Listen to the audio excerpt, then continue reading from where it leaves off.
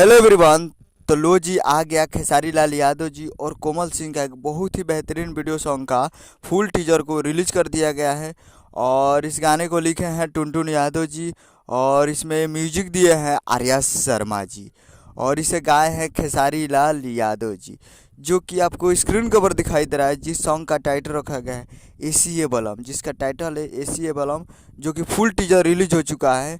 और इस video song में है खेसारी लाल यादव जी और कोमल सिंह जी, जो कि काफ़ी ज़बरदस्त टीजर को रिलीज़ कर दिया गया है।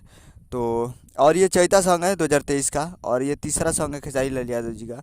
और काफ़ी बेहतरीन सॉन्ग है एसीए बलम का, फुल टीजर रिलीज हो चुका है। तो आप लोग अभी तक इसे नहीं देखे हैं तो आप लोग जाइए और जाकर इसे आप जाकर देख सकते हैं। Ananta music world Bhojpur YouTube channel पे फुल वीडियो सॉन्ग का टीजर को रिलीज कर दिया गया। तो आप लोग जाइए और जाकर देखिए और प्यार दीजिए।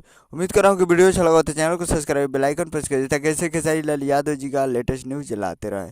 और वीडियो अच्छा लगा तो वीडियो को एक लाइक कीजिए और चैनल को सब्सक्राइब कीजिए। मिलते हैं अगले वीडियो में, तब तक के लिए जय हिंद जय भोजपुरी।